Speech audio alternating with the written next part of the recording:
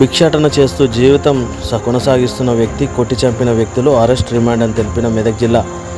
SP Uday Kumar Reddy. వివరాల్లోకి వెళ్తే Toopran DSP కార్యాలయంలో మెదక్ జిల్లా ఎస్పీ ఉదయ్ కుమార్ రెడ్డి ప్రెస్ మీట్లో భాగంగా మాట్లాడుతూ 5/9/2024 నాడు శివంపేట పోలీస్ స్టేషన్లో ఒక గుర్తు తెలియని వ్యక్తిని గోమారం గ్రామంలోని జీపీ ఆఫీసు దగ్గర అనుమానాస్పద రీతిలో చనిపోయి ఉండడాన్ని గోమారం గ్రామ సెక్రటరీ మన్నె కృష్ణ దరఖాస్తు ఇవ్వగా కేసు నమోదు చేసుకొని దర్యాప్తు చేయగా దర్యాప్తులో అట్టి గుర్తు తెలియని వ్యక్తిని 4వ తారీఖు నాడు రాత్రి సమయంలో గోమారం గ్రామానికి చెందిన గంగిరెడ్డి తిరుపతి రెడ్డి తండ్రి వెంకటరెడ్డి, పందిముక్కల మణికంఠ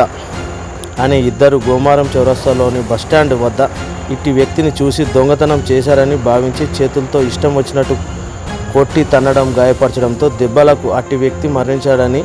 ఇద్దరు వ్యక్తులను ఈరోజు పోలీస్ స్టేషన్ కస్టడీకి తీసుకొని విచారణ జరిపి తమ నేరాన్ని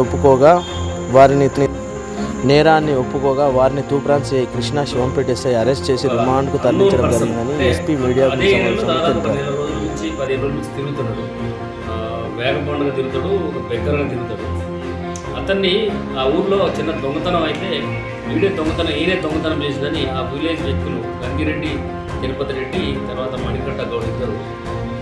4వ తారీఖు నైట్ కొట్టారు.